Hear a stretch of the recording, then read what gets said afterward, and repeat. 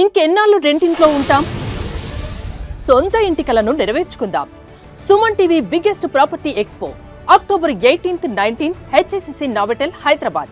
ఇప్పుడే free entry కోసం call చేయండి. నమస్తే, వెల్కమ్ టు సుమన్ టీవీ. నేను మీ సాయి భైరి.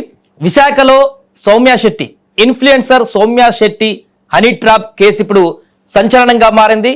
గతంలోనే థెఫ్ట్ కేసుకు సంబంధించి ఆరోపణలు ఎదుర్కొని 2 రాష్ట్రాల వ్యాప్తంగా సంచలనంగా మారినటువంటి సౌమ్య శెట్టి ఇప్పుడు హనీ ట్రాప్ వివాదంలో మరొకసారి సెన్సేషన్గా మారింది. లక్ష్మీకాంత్ రెడ్డి అనేటువంటి ఒక వ్యక్తిని మోసం చేసి హనీ ట్రాప్కి గురి చేసి తన దగ్గర నుంచి చాలా మొత్తంలో డబ్బులు లాగేసి తనను మానసికంగా ఫిజికల్గా పూర్తిగా హింసించిందంటూ కూడా లక్ష్మీకాంత్ రెడ్డి ఫిర్యాదు చేయడం జరిగింది కమిషనర్కి.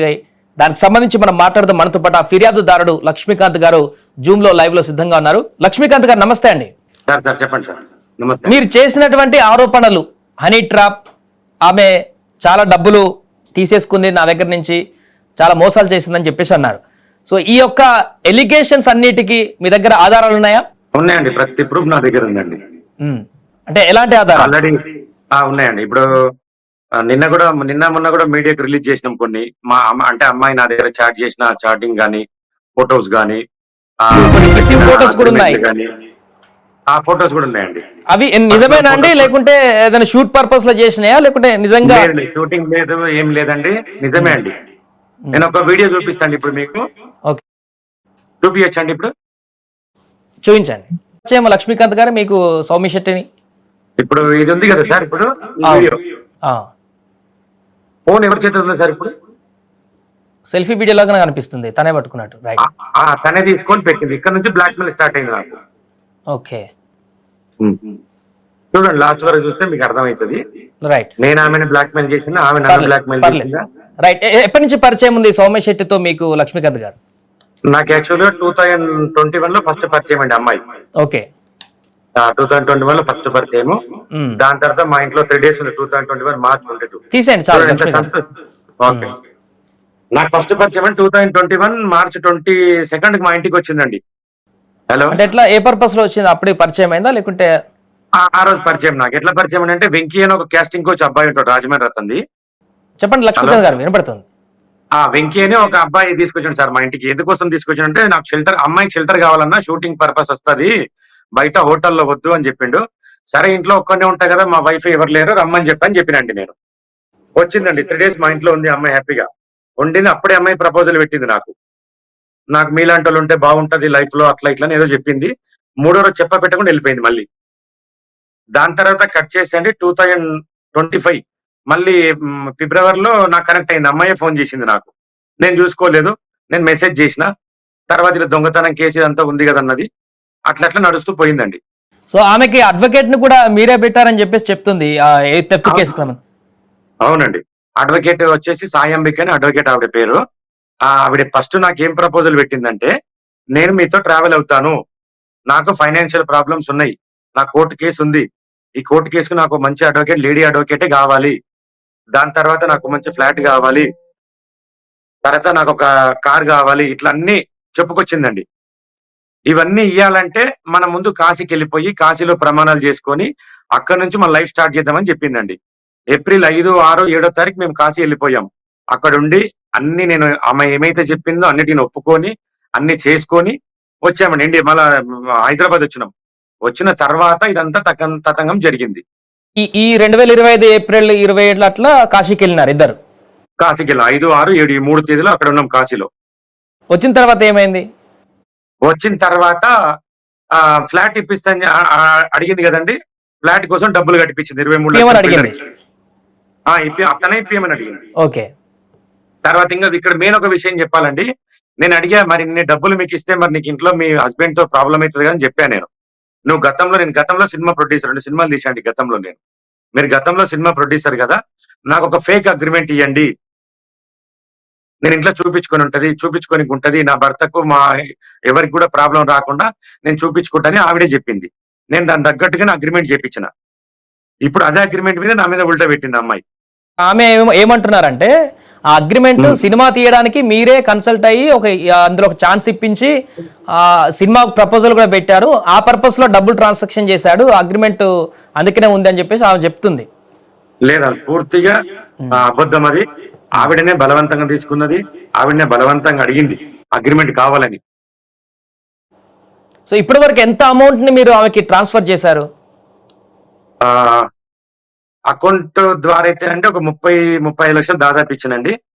ఆ బిల్డర్ గాని వీళ్ళకి మిగతా ఖర్చులకు దానికి దీనికి ఒక 40 లక్షలు ఇచ్చింటండి. ప్లస్ ఒక 25-30 గోల్డ్ ఇచ్చింటండి. 1 crore దాటిపోయింది. 1 crore దాటింది ఈజీగా. అటు ఇటుగా 1 crore ఈజీగా ఉంటదండి. ఓకే, అంటే ఎక్కడ చెడింది మీ ఇద్దరికి? అంటే ఎంత ప్రాసెస్ అంతా కొనసాగే నేపథ్యంలో ఎక్కడ చెడిందంటే నాతో ఉంటేనే రాజేష్ అని ఒక అతని దగ్గర ఉందండి ఈమె. ఆ రాజేష్ నా కాంటాక్ట్ అయ్యిండి వచ్చి. అతని మాట్లాడిన వాయిస్ రికార్డ్ నా దగ్గర ఉంది. అతని అమ్మాయికి ఇచ్చిన డబ్బుల రికార్డు మొత్తం నా దగ్గర ఉందండి.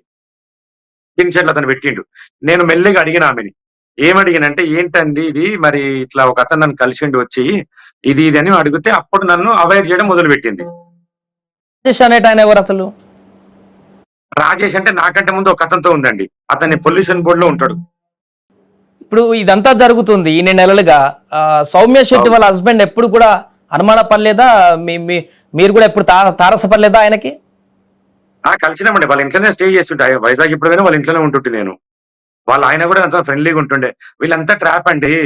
వాళ్ళ భర్త, వాళ్ళ మమ్మీ, వాళ్ళ తమ్ముడు, అమ్మాయి ఇంకో మౌనిక, వీళ్ళందరూ ఇదే పని. రాజేష్ కంటే ముందు విఘ్నేష్ అని ఇంకొక సినిమా హీరో హైదరాబాద్ లో. అబ్బాయి ఏమో తెలియదు నాకు వచ్చిన ఇన్ఫర్మేషన్. అతని తర్వాత రాజేష్ తర్వాత ఎవరు చందు ఏమో సమ్ పేర్లు వచ్చినాయి. నేను ఎవరు నా దగ్గర ప్రూఫ్ లేదు, వాళ్ళ గురించి మాట్లాడతలేను. రాజేష్ ఆయన దగ్గర నా దగ్గర ప్రూఫ్ ఉంది కాబట్టి మా రాజేష్ గురించి మాత్రం గట్టిగా మాట్లాడిన. అంటే ఇప్పుడు ఆమె చెప్తున్న అలిగేషన్ ఏంటంటే, సౌమ్య శెట్టి నిన్న మాట్లాడింది సుమన్ టీవీ వాళ్ళతో కూడా, ఏంటంటే లక్ష్మీకాంత్ రెడ్డి నన్ను రెండో భార్యగా ఉంచుకోవాలనుకుంటున్నాడు. ఆ నేపథ్యంలోనే చాలాసార్లు ఫోర్స్ చేశాడు, నన్ను రెండో భార్యగా ఉండాలని ఒత్తిడి చేశాడని కూడా చాలా సందర్భాల్లో చెప్పాడంటూ కూడా ఆమె చెప్పింది. అలాంటి ఏమైనా ఉందా? నా దగ్గర చాట్ ఉందండి. ఆమె నా చాట్ లో ఏం క్లియర్ ఏం చాట్ చేసిందంటే, నేను మీ రెండో వైఫ్ గా ఉంటాను, నన్ను పెళ్లి చేసుకుంటారని అడిగింది. నేను అప్పుడు కూడా చెప్పిన, జోక్స్ వద్దు అని కూడా చెప్పిన, కింద కామెంట్ లో పెట్టిన. నేను కూడా చాట్ చేసిన. లేదు నిజంగా చెప్తున్నా, మదర్ ప్రామిస్, మనం పెళ్లి చేసుకుందామని చెప్పిందండి. నా దగ్గర చాట్ ఉంది, ప్రూఫ్ ఉంది. సో ఆమె ఈ యొక్క ఆప్షన్ తీసుకొచ్చింది. అంతే, ఆమెనే ప్రపోజల్ టోటల్ ఆమెదే. నేను ఎక్కడ కూడా ఆమెకు కాశీకి ఏ పర్పస్ లో వెళ్ళారు లక్ష్మీకాంత్ గారు, ఆమె గాని మీరు గాని? ఓకే, కాశీలో పర్పస్ ఏంటంటే సార్, మేము మార్చ్ 29 ఫస్ట్ మీట్ అయినాం అక్కడ భీమిలి కాసా బీచ్ రిసార్ట్ లో. కాశీలో ఆమె చెప్పింది ఏంటంటే, నేను ఇక్కడ మీ దగ్గర ఏది ప్రామిస్ చేయను, మీరు కూడా నా దగ్గర ప్రామిస్ ఏం చేయొద్దు. నాకంటే శివుడు ఇష్టం, మీరు నా లైఫ్ లోకి వస్తున్నారు కాబట్టి మనం కాశీకి వెళ్ళిపోయి అక్కడ మీరు నేను ప్రమాణాలు చేసుకున్న తర్వాతనే అక్కడ నుంచి మన లైఫ్ లీడ్ చేద్దామని అమ్మాయి చెప్పింది. ఆ చాట్ కూడా నా దగ్గర. అంటే అప్పుడే అంగీకరించారా, లేకుంటే మ్యూచువల్ గా ముందుకెళ్దామనా, లేకుంటే ఎట్లా? నేను అప్పుడే అంగీకరించిన. సరే వెళ్దామని చెప్పిన. కాశీకి పోదామన్నా, కాశీ టికెట్లు వేసిన, తాజ్ హోటల్ రూమ్ బుక్ చేసిన, కాశీకి పోయాము. అమ్మాయి నాకు పెట్టిన కండిషన్లు అక్కడ ఏంది సార్ అంటే, నాదో దొంగతనం కేసు ఉంది, నాకు మంచి లాయర్ ని పురమాయించాలి మీరు, తర్వాత నాకు ఫైనాన్షియల్ ప్రాబ్లం ఉంది, తర్వాత నాకు ఫ్లాట్ కావాలి. ఇంతకు ముందు ఉన్న కేసులో నా ఫైనాన్షియల్ గా మొత్తం లాస్ అయిపోయినా, నా బంగారం కూడా పోయింది, నేను మీకు ఉండాలంటే ఇవన్నీ నాకు చేయాలని చెప్పింది ఆ అమ్మాయి. అంటే మీరు కూడా ఆమె ప్రేమని నమ్మారు? నమ్మినండి, ప్రేమని నమ్మిన. అంటే ఇప్పుడు పెళ్లి ప్రపోజల్ తీసుకొచ్చినప్పుడు ఏం చెప్పారు? నేను ఏమనలేదండి. ఇప్పుడు పోయినాము, అంత ప్రమాణాలు చేసుకున్నాము, నేను ఆమె చెప్పింది ప్రతిదీ అంగీకరించిన. నేను వచ్చిన తర్వాత పెళ్లి ప్రపోజల్ పెట్టింది. ఒక 2-3 టైం మేము కలుసుకున్న తర్వాత పెళ్లి ప్రపోజల్ పెట్టింది.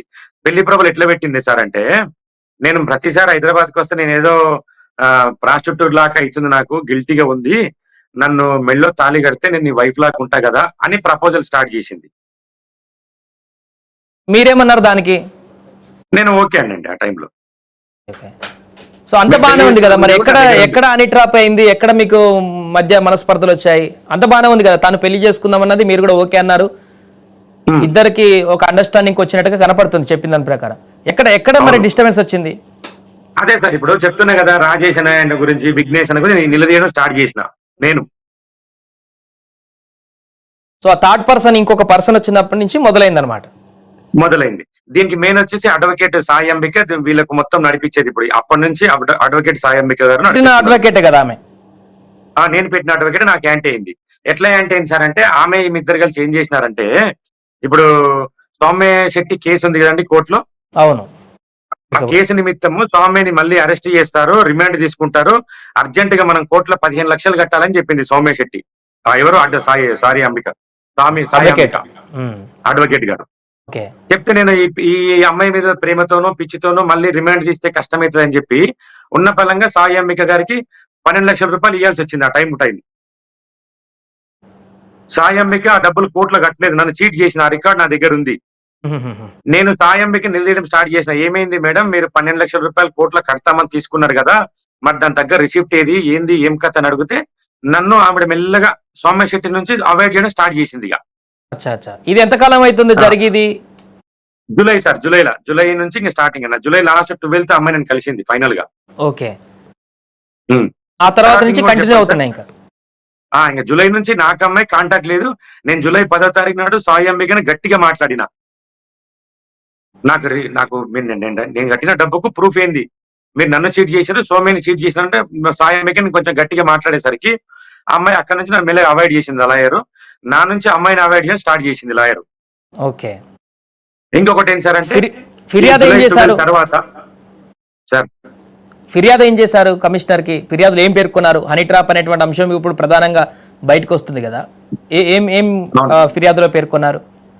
అదే ఇట్లా అమ్మాయి నమ్మించి నన్ను మోసం చేసింది సార్, సోయన్స్ అని చెప్పిన సార్. ఫిర్యాదు కంప్లైంట్ మీకు వచ్చింటది కూడా, కంప్లైంట్ సేమ్ సిపి గారికి ఇచ్చాము, పెందుర్తి పిఎస్ లో కూడా ఇచ్చాము. సిపి గారే ఉండి మీరు పెందుర్తి పిఎస్ పోండి, అక్కడ కంప్లైంట్ నాకు ఫోన్ చేయని చెప్పిండు, పోయినాం, కంప్లైంట్ పెట్టినాం. ఇంకొకటి, ఆమె సౌమ్య శెట్టే ఒకసారి మీ మీద కేసు పెట్టింది పెంబుర్తి పోలీస్ స్టేషన్ లో అని చెప్తుంది, నిజమేనా అది? నిజమండి. నుంచి ఏ పర్పస్ అంటే చెప్తా సార్. జూలై 12th నుంచి అమ్మాయి నాకు అవాయిడ్ చేయడం స్టార్ట్ చేసింది. ఇంకా సాయి అంబిక అనే అడ్వకేట్ ఇద్దరు కలిసి రకరకాల ప్లే చేసిరు నా దగ్గర డ్రామాలు. అమ్మాయికి హెల్త్ బాగాలేదని, చాలా చెప్పుకోని రోగం ఉంది ఒకటి అని చెప్పి ఇద్దరు కలిసి ఢిల్లీకి పోతామన్నారు. 12 తర్వాత ఎప్పుడు జూలై 29th పోయింది సార్ వాళ్ళు ఢిల్లీ. దానికి కూడా దాదాపు 2-3 లక్షల రూపాయలు నేనే ఖర్చు పెట్టుకున్నా. యాక్చువల్ గా వాళ్ళు ఢిల్లీ పోయింది హాస్పిటల్ పర్పస్ కాదు, ఏదో పోయి చిన్న టెస్ట్ చేసుకొని రిపోర్ట్ నా మొఖాన కొట్టిండ్రు. కానీ వాళ్ళు పోయింది వేరే పర్పస్, వాళ్ళకి పోయింది ఎంజాయ్ చేయడానికి పోయిండ్రు. అక్కడ రాడిసన్ బ్లూ హోటల్లో నేనే హోటల్ రూమ్ నేనే వేసిన, అక్కడ రాడిసన్ బ్లూ హోటల్ ఢిల్లీలో. అమ్మాయికి ఇట్లా రోగం ఉంది, మీరు ఇక్కడ నుంచి అమ్మాయిని కలవద్దు అన్నట్టుగా సాయి అంబిక నాకు చెప్తూ వస్తుంది.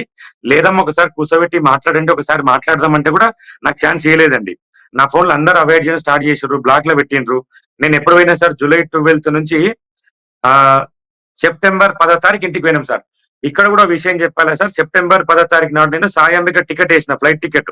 ఎందుకోసం వేసిన అంటే, సాయి అంబికనే డ్రామా ఆడింది మళ్ళీ ఇక్కడ. ఏం డ్రామా ఆడిందంటే, అన్న అమ్మాయి నాతో కూడా కాంటాక్ట్ లో సరిగా లేదు, మీరు ఇంటికి వెళ్ళిపోండి, నాకు టికెట్ వేయండి, మీరు ఇంటికి పోయి అమ్మాయి నిలదీయండి అని చెప్పిందండి సాయి అంబిక మాకు. నేను అమ్మాయి టికెట్ వేసిన బెంగళూరు టు వైజాగ్. మేము ఇంటికి పోయినాక ఏం చేసారు వాళ్ళు, మమ్మల్ని రెచ్చగొట్టే మాటలు మాట్లాడిండ్రు. నేను అప్పటికే స్లీపింగ్ టాబ్లెట్, నాకు అప్పుడేం కాన్షియస్ లేదు. నా వెనకాల ఫ్రెండ్ వచ్చిండు, ద్వారంపూడి దుర్గారెడ్డి నా ఫ్రెండ్. అతను నాకు ఫస్ట్ కెళ్ళి ఫ్రెండ్. ఈ సౌమ్య అడ్వకేట్ ని పెట్టిందే ఈ ద్వారంపూడి దుర్గారెడ్డి నాకు పరిచయం చేసిన అమ్మాయిని, అడ్వకేట్ గారిని. ఆవిడనే మమ్మల్ని రెచ్చగొట్టింది, మీరు ఇంటికి పోండి, నిలదీయండి, నేను రేపు వస్తా, నాకు టికెట్ వేయన్నది. ఆ టికెట్ ప్రూఫ్ అన్ని మా దగ్గర ఉన్నాయి.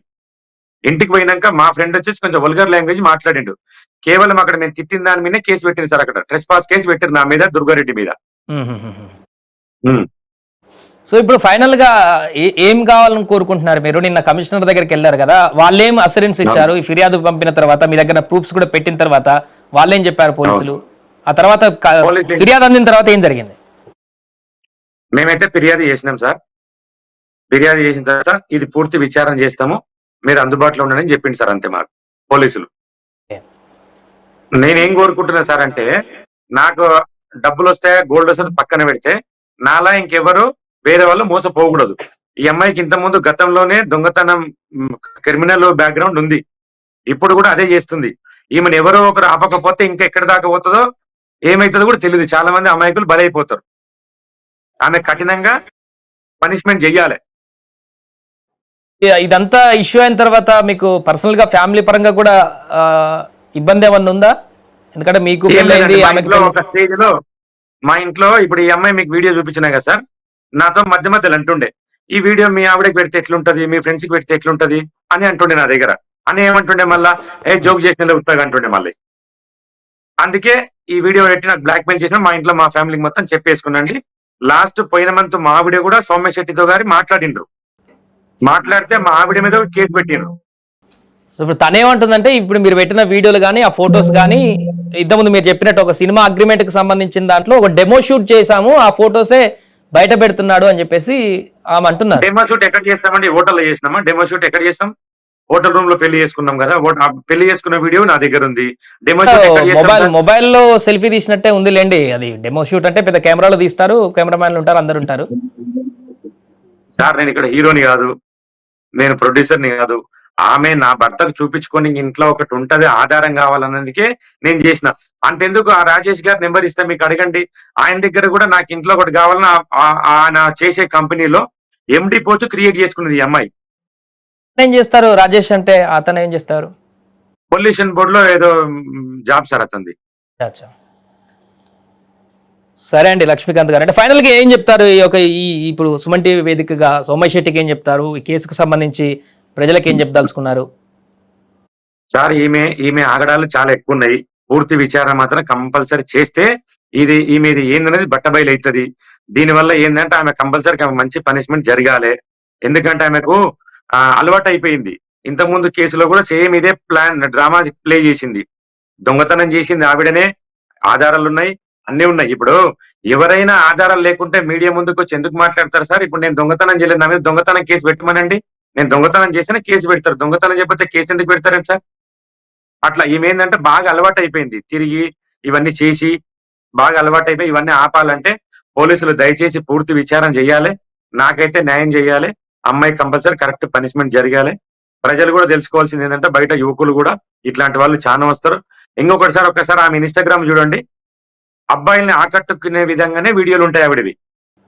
సరే అండి, థ్యాంక్ యూ లక్ష్మీకాంత్ గారు. సో మొత్తానికి ఇది విశాఖలో ఇన్ఫ్లుయెన్సర్ సౌమ్య శెట్టికి సంబంధించినటువంటి హనీ ట్రాప్ ఫిర్యాదు ఏదైతే అందిందో, హనీ ట్రాప్ చేసిందని దానికి సంబంధించి ఫిర్యాదుదారుడు లక్ష్మీకాంత్ రెడ్డి చెప్పినటువంటి విషయాలు ఇవన్నీ కూడా తనని ఏ రకంగా ముందుకు తీసుకువెళ్ళింది, ఏ రకంగా తన దగ్గర నుంచి మనీ తీసుకుంది, ఎలా మోసం చేసింది అనేటువంటి వివరాలను కూడా ఆయన పూర్తి వివరాలను కూడా వెల్లడించినటువంటి పరిస్థితి ఉంది. మరి దీనికి సంబంధించి పోలీసులు ఎలాంటి యాక్షన్ తీసుకుంటారు, ఎలాంటి విచారణ కొనసాగిస్తారు, అండ్ సౌమ్య శెట్టి కూడా ఎలా దీనిపైన రెస్పాండ్ అవుతారు అనేది చూడాల్సి ఉంది.